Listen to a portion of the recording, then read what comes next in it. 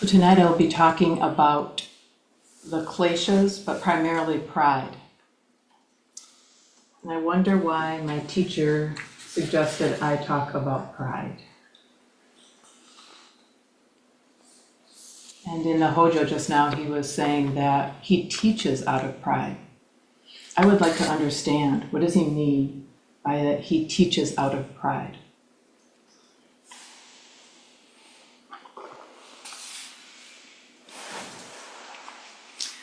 There are 5 kleshas, which are the 3 poisons, and then the addition of pride and jealousy. And in some traditions, they add stinginess as a 5th or 6th klesha, attachment to possessions. So afflictions, or the poisons, are anything that obstructs the truth, that keeps us from seeing the truth. Afflictive emotions, mental afflictions, it keeps us from seeing our fundamental identity. And pride itself is excessive self-esteem, ego inflation, or arrogance. Padmasambhava said, pride is the root of all suffering. So that's an interesting quote to contemplate, that pride is the root of all suffering. When we, with the 4 noble truths, are seeing desire, wanting something else, is the root of all suffering. How is desire and pride, how are desire and pride related? Is the pride they're talking about there just the belief in a self, belief in this identity, belief in this, the importance of this body-mind complex? Pride is the root of all suffering.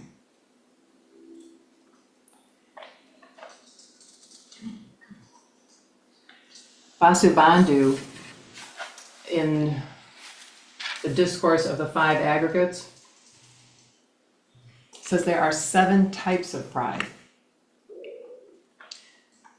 7 kinds of pride: basic pride, greater pride, the pride that is more than pride, the pride of thinking I am, conceit, the pride of thinking deficiency, and false pride. Basic pride is any inflation of citta, which considers through a smallness either I am greater or I am equal. What is greater pride? Greater pride is any inflation of a citta which considers through an equality that I am greater or I am endowed with greatness. And what is pride that is more than pride? It is any inflation of citta which considers through greatness that I am great. And what is the pride of thinking I am? It is any inflation of citta which is connected with the view of either I am or mine in regard to the appropriating skandhas. And what is conceit? It is any inflation of citta which considers in regard to an excellence which was previously obtained in another moment, but is no longer. I've attained it. And what is the pride of thinking deficiency? It is any inflation of citta which considers I am only a little bit inferior to those of greatly excellent qualities. And what is false pride? It is any inflation of citta which considers I am endowed with good qualities, when good qualities have not been acquired. So that's Vasubandhu's spin on pride, 5 different kinds of pride. A little bit more simpler idea of pride is superiority complex, arrogance, self-importance, disdain for others, inability to receive criticism, inability to receive help. So when I hear those manifestations of pride,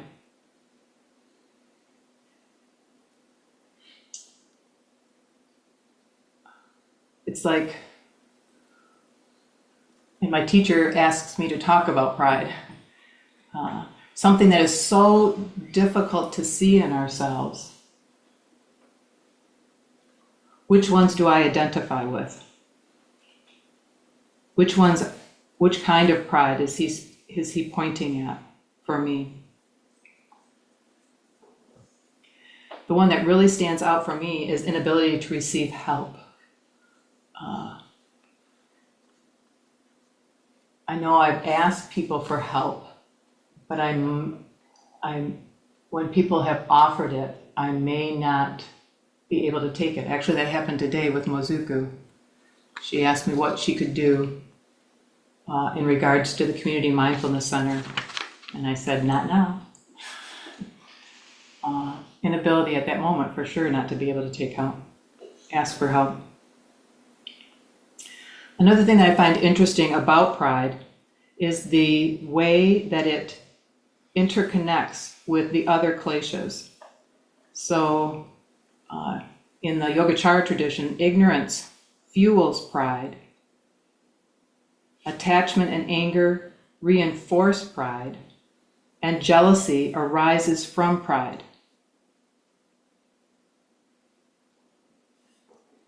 So in this case here, it seems like the pride that they're pointing at is this idea that I am, and the importance of this, the centrality in, for me, in this body-mind complex of this being.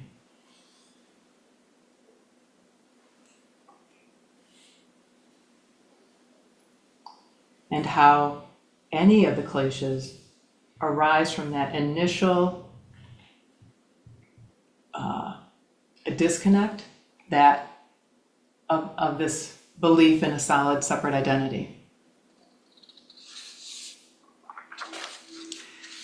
But mostly when I think of pride, I think of the opposite, shame. For me, shame is something that I can really identify with, in that it's something that it's a room that I walk into, and it is crazy familiar, and in that way it's comfortable, but it is destructive to any relationship that I'm wanting to establish at that point. But again, in the Yogacara tradition, pride, the opposite of pride is shame. Shame is actually the helpful end of that duality, in that you're what do you call it? Not manifesting, but you're encouraging, you're building, you're with humility. You know, you're I'm missing a word. You want to cultivate humility. And so, in so many ways, shame balances pride by acknowledging mistakes and limitations. Shame fosters humility by countering pride's arrogance. Shame promotes moral growth by encouraging self-reflection. Shame cultivates compassion for others' mistakes. But again, I think there's two different kinds of shame here. There's a constructive shame, and there's a one that's more unconstructive. Non-virtuous shame in Buddhism, where there's excessive self-blame, self-loathing, guilt without action, rumination on past mistakes, lack of self-compassion, paralyzing fear of mistakes, avoidance of responsibility. The differences between constructive shame: you recognize your mistakes, it motivates you to change, it fosters empathy, it encourages growth. Unconstructive shame dwells on guilt, hinders progress, fosters self-hatred, and perpetuates suffering. And when looking at unconstructive shame, I really identify with avoiding responsibility. So when I see myself go into that room of shame, I'm like pulling a blanket over myself. I'm going into this room that I can see myself go into it. I don't want to go into it, and yet I find myself there. And it gets in the way of my seeing what is actually showing up.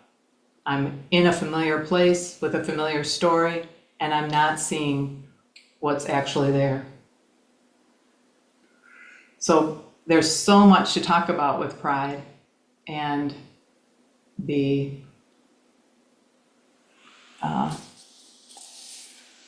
opposite, or the other end of the spectrum, shame. I feel like I'm just downloading a lot of information, so I appreciate questions to help me go into this material better. Mioka. Milka, bowing, when you're talking about that shame and being covered or covering yourself, what's happening with belief in that situation? I would say I am buying into my separateness, my solidity, and I'm believing an old story. And it would be, I'm not good enough, or it's not even that, it's more,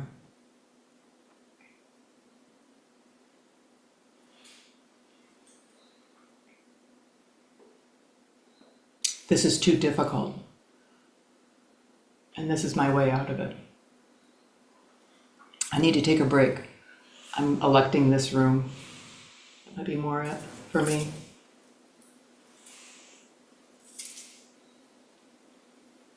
Juzan. How does anything keep us from seeing the truth? Well, Sokuzan teaches that the truth is always right in front of us.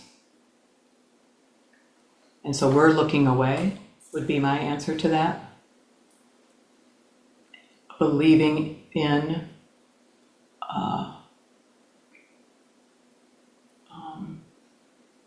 an old story, or being so uncomfortable that I need to look away. Truth is too uncomfortable to look at. Does that answer your question? I think you said the kleshas are anything that keeps us from seeing the truth. So I was just looking at any of those coming up and how that would keep us from seeing the truth. It seems like the truth would include that. So how do they keep us from seeing the truth? I think that goes to when Sokuzan says cover-ups.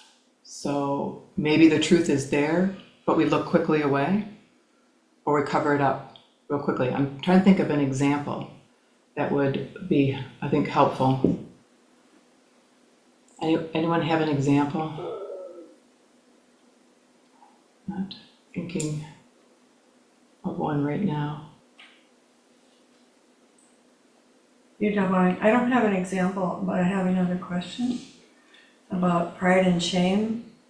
Are they, like, when one isn't there, is the other one just kind of lurking behind, waiting for you to fall into that one, or? I think most of us are familiar with the poles, and then it's this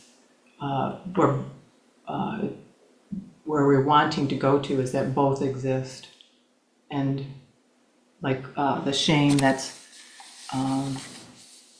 supportive is, or constructive, is where we recognize mistakes. It motivates us to change. It fosters empathy and encourages growth. The same thing with pride. Pride can encourage us to do self-reflection.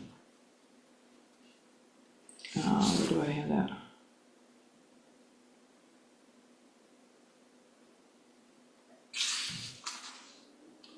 There are, pride helps us achieve things, and achieve is not maybe the best word, but it helps us feel that that things are attainable, that like we could possibly see what this actually is. So there are benefits. So to go to your question, though, I know I'm kind of dancing around on it. Yes, Okazan? So is it possible to be so full of pride you never witness any shame, or so full of shame that you never witness any pride? Can you be just in one area and not really go to the other one? I would assume that there's all kinds of flavors of that. So yes, someone could be in just shame. For me personally, I see both ends. I go to both ends. And I see that in others. But I can't rule out that someone would be just. You don't have to call any names out, of course, but you know anybody that's just full of pride all the time? Never has any shame at all? I mean, not personally, don't you know any public figures? Oh. Oh, the T word. No. No, not. Not the T word? No, Tyrannosaurus Rex? Yes. Not talking about that person, actually. I would say there's probably, looks like certain celebrities or certain public figures are full of pride, but I don't know what their personal life is I like. think that it's possible for someone to be full of pride that we might be able to possibly recognize that, or maybe see that, and they may never see it. They may live their whole life never realizing they were just missing their whole life by being an artificial person who was always right and always correct. Well, that makes me think of the story that you just shared, and as it is with Coben, 10 years of pride. That's a good example of it. That's what it was with me, full of pride. And you had already been practicing for 20 years, and we're seeing Yes. things as they were, maybe not completely, but you were seeing, understanding, and yet 10 years. Pride, just like you quoted Padmasambhava. Pride, that's the final gate. I said that, not Padmasambhava. Pride is the final gate. You teach out of pride. I do, because I'm aware of it, not because I got rid of it. I think that's powerful, that powerful example for all of us to see that it's about awareness and not about fixing. And how do we become aware of our pride? So Kazan points us to the wall and practice. The teachings say, cultivate humility, recognize interconnectedness, practice compassion. I think our teacher says, go to the wall and continue to look. And I think that's what's incredibly powerful about Sangha and our teacher. I think our teacher has been demonstrating or holding up the mirror for many of us on our pride. I mean, that's what he's doing here with me tonight, is say, look at this. How do we recognize the pride that is, or shame, other than continuing to practice sharpening our awareness, looking at what moves and seeing how we fail at not grasping, not rejecting, and not ignoring, over and over and over again. Nyoka. Nyoka bowing, is any position we take pride? To me, that's what part of what I was getting out of this is, that when they're saying pride is at the kind of the root of all of the kleshas.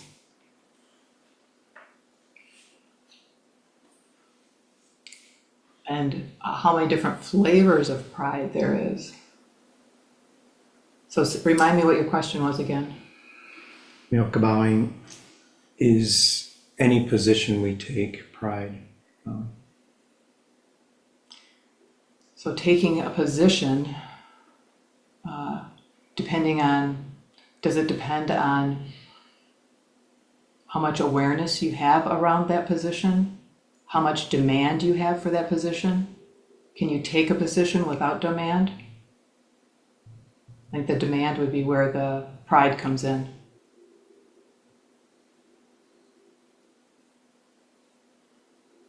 Junshu. Bowing, what's the difference between pride and just the basic idea of ego? Again, I think that's it was one of the definitions of pride in Vasubandhu.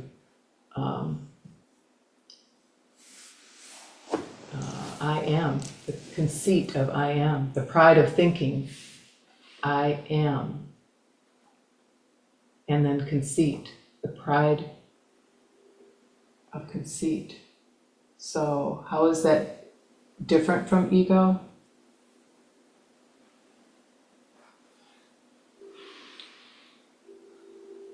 Or how is that, it seems like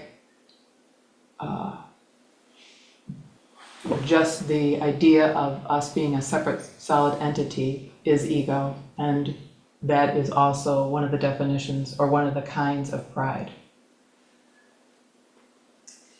Doesn't seem clear to me. Sokazan. Would it be better to think I aren't?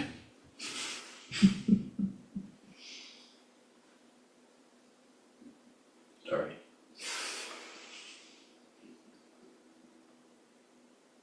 I'm going to say that's rhetorical. Therefore, you don't need an answer. Yinlan. Yinlong Bowing. How do you understand the phrase inflation of chitta? So, I was thinking that when I was reading this, that I should have looked up chitta to make sure, is that a moment of, is that a thought?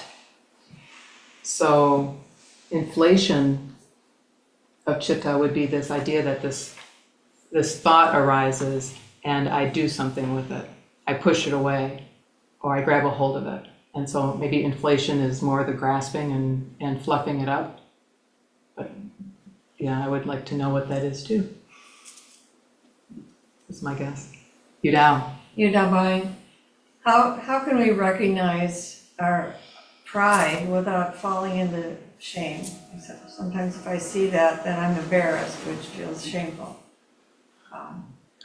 I would say, it sounds like what Sokuzan would say would be to continue to go to the wall and look at that movement of, what's showing up there, this moment of pride, and then for me, it's like an oh shit. I don't want to look at that. And that might be enough for me to go into that shame room and say,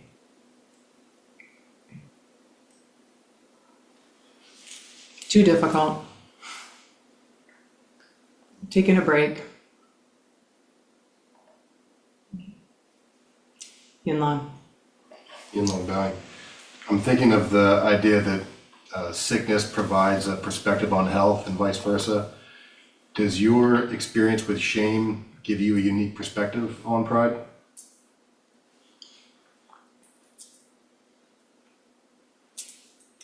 That's an interesting idea. I hadn't thought of that.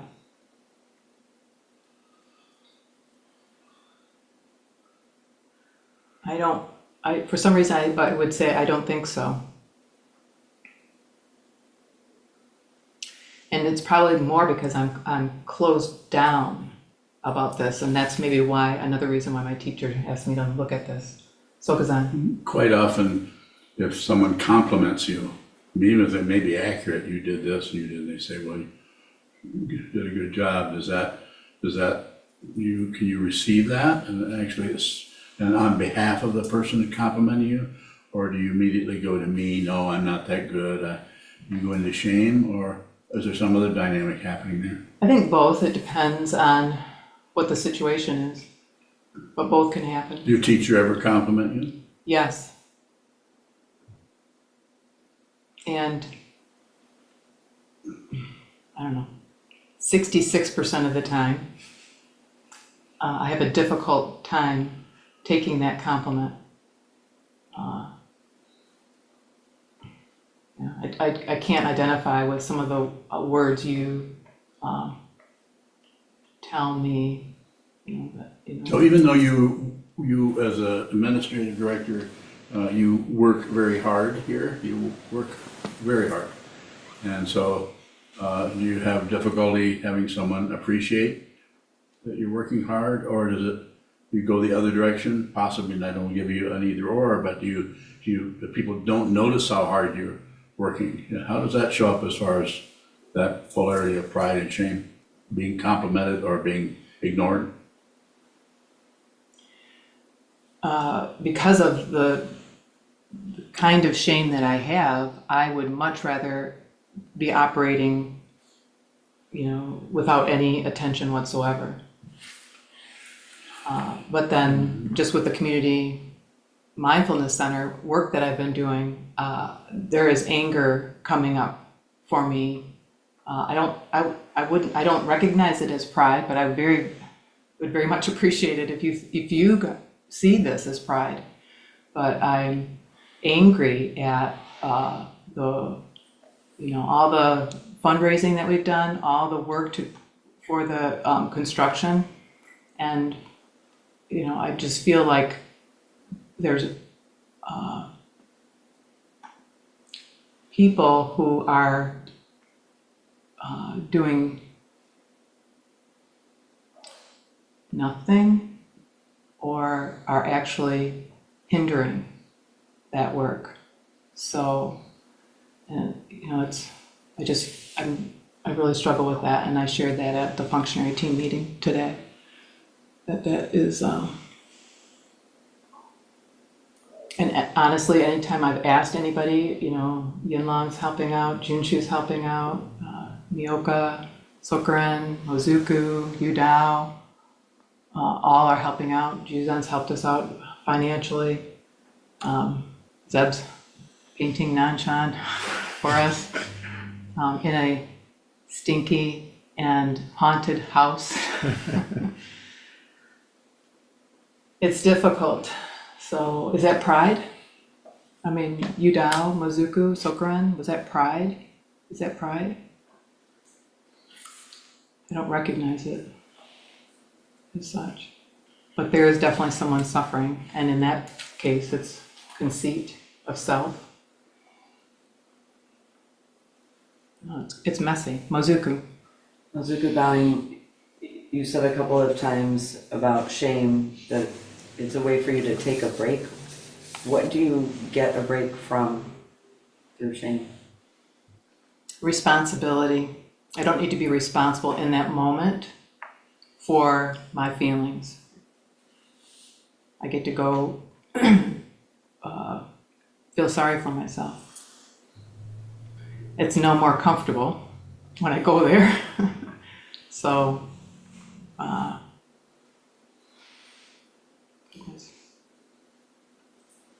Gazan, So you just made a statement, and then right after that, you had a kind of a nervous laugh about that. thank you. What is a nervous laugh covering up? Shame. Would you say that's pride that showed up there? You're teaching. Thank you.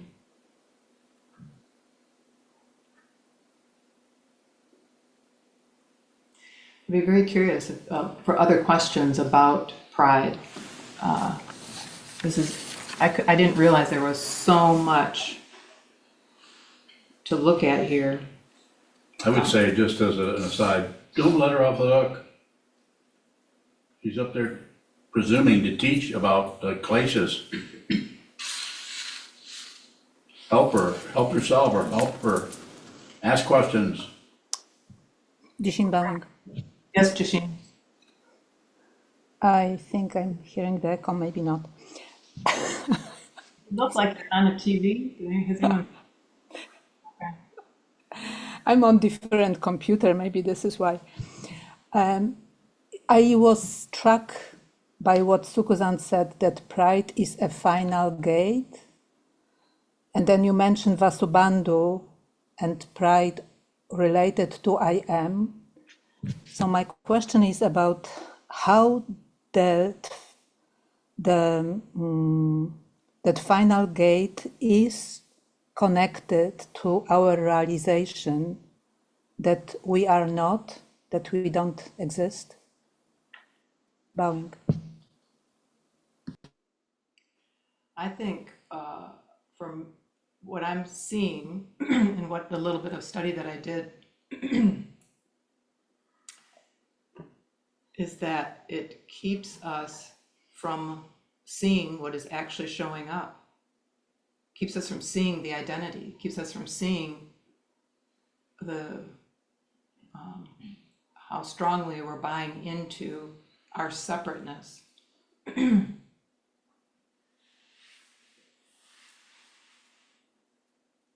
Does it even impact us on the cushion when we have such a strong belief in a self and so much self-reference? Are we when some movement shows up, a thought shows up, are we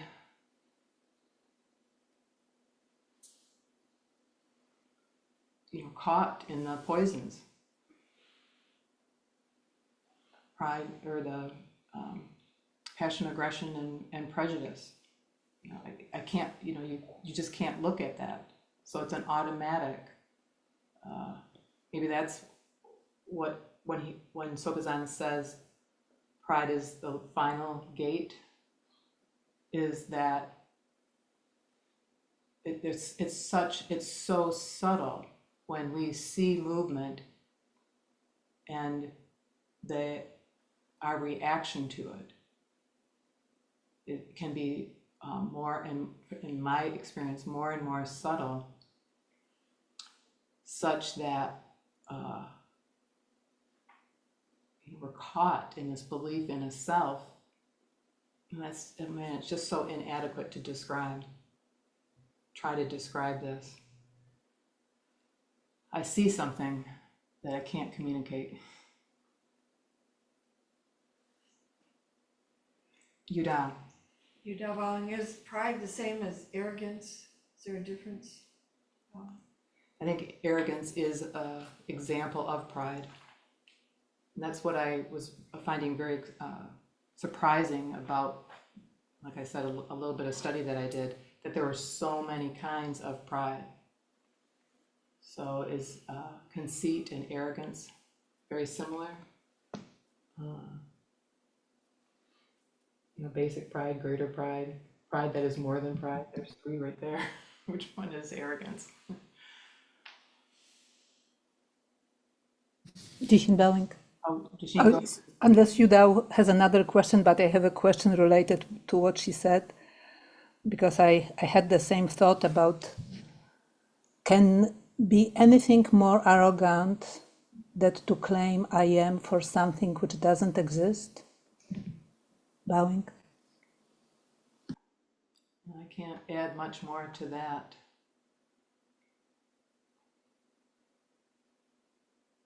That the belief in my separateness, my solidness,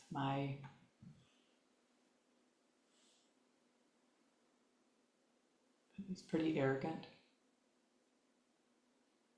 I'd have to look up what arrogance means too. Mozuku. Bowing, still feeling like there's something more there about what you're taking a break from with shame. You said that shame and self-pity were a way to take a break from taking responsibility for your own emotions. In what way? What is showing up, I don't want to look at that moment. I don't want to be embarrassed or ashamed in that moment. So to just feel like overwhelmed by the shame, keeps me from looking at actually what caused the shame, what actually showed up. So I'm looking at the shame, but it's so comforting, so familiar. Comforting is not the right word. So familiar. That movement into that space is so familiar to me.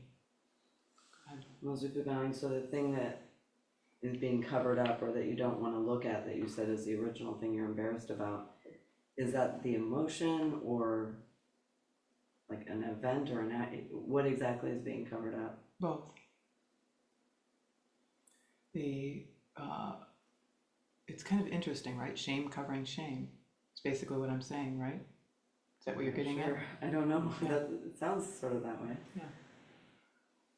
But I think it's the particularity of that particular thing that's showing up that I can go to a general shame, just generally feeling. What were the words here that I really identified with? Well, avoidance of responsibility. I guess it keeps me from feeling like I can do anything about that. I don't want to look at what my part in that, what just happened was. So I can just feel bad or feel self-pity. Yin Long. Bang.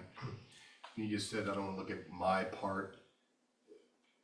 It resonates with what I've been visualizing, which is the Taiji-Tu symbol. And you've got the little seed of white in the field of black and the little seed of black in the field of white. So I'm wondering if that minus that you just emphasized, could that be pride in there? Like, could there be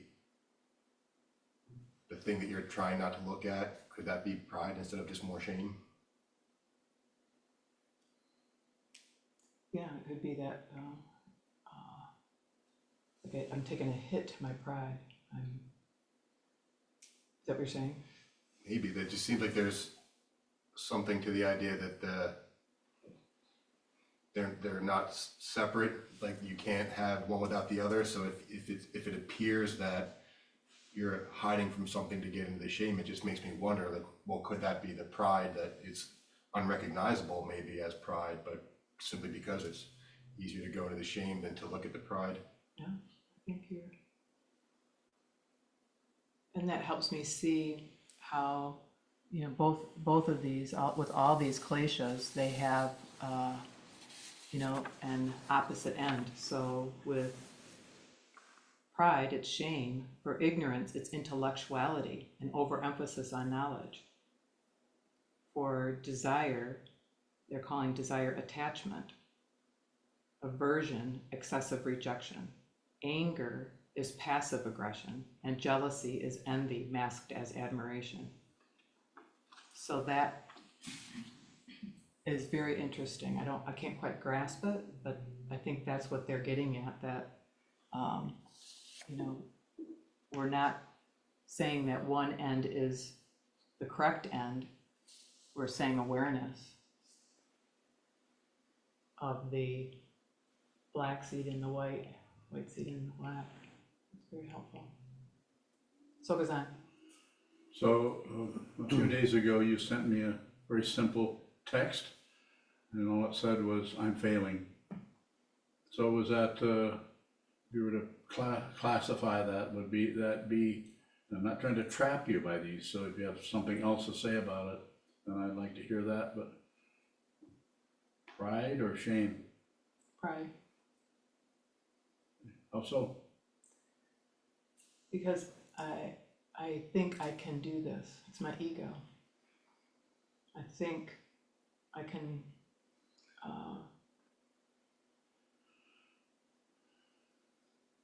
practice and see this.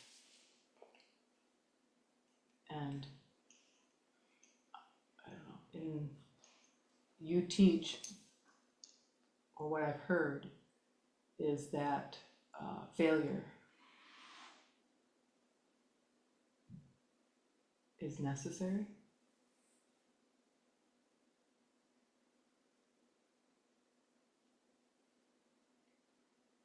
So that failing helps me see the ego or the identity that is trying to achieve something. And it could be just existence. Does that answer or respond to your? Thank you.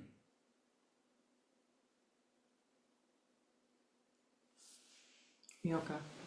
Kabowing, I'm curious about, I don't remember what you said, but something brought up the idea that is any knowledge or body of knowledge that we've studied or that we think we know, is any of that, to use that, is pride a necessity to use that? Bowing. That's a good question. Because it would be, to me, situational. It depends on how that person approaches that knowledge. Is it, accumulation, grasping, just like I was just talking to Sokazan, is it about achieving? Kabowing, say I think the earth is round and I'm talking to a flat earth believer. Final question? To speak to them, do I need to use or not speak in that situation? Do I need pride or shame? I do not know. I am more confused about pride and shame, and hopefully I didn't bring you all with me than I was when I started. I don't know what pride is right now. It'd still be a final question. Milka's question was not really final. I think I did pretty good. I cannot believe it. 45 minutes when I'm used to doing 20 minutes. This is. Is that pride? I don't know. Is it? Help me, help me, help me. So, yeah. Final question for her? So, Corinne, you had a question.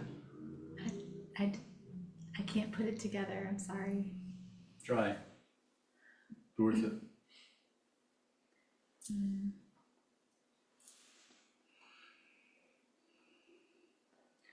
So Grand Bowing, it felt different today in the functionary meeting, this area of there being an emotional expression rather than just one of words, and I don't know how to describe the meetings of past, but how can we as functionaries include emotions, shame, any of the kleshas into the basic functioning of the temple? I very much appreciate that, and I know you've extended that invitation to me before. Please repeat her questions people might not have heard. How can we include emotionality in some of our functioning, particularly functionary meetings, where we're basically talking about how to manage the monastery. And I'm appreciative of that, and Sokran has in the past invited me to do that. And I, in some ways, giving these talks, I know just before we came in here, Sokazan said you can include a little bit of yourself. And I went off the other end. So I think that's part of it, is being vulnerable. And I'm throwing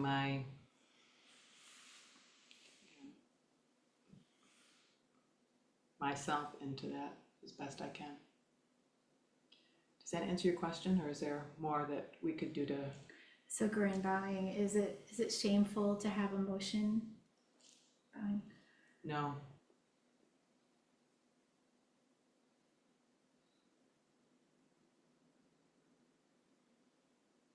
I think today I quashed my emotion because in 2 minutes later I was supposed to be putting together a board meeting. But no. Thank you, everybody. Thank you, thank you. We will dedicate the merit.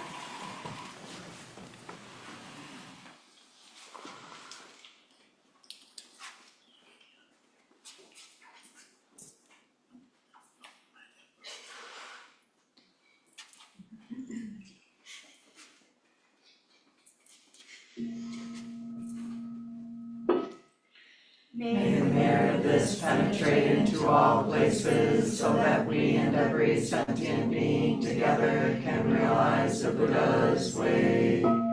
Ji-ho san shi shi-hu, shi-son bu-sa mo-ko-sa, mo-ko-ja-ho-ro-mi. The 10 directions of 3 times, all Buddhas, all venerable ones, Bodhisattvas, Mahasattvas, the great Prajna Paramita.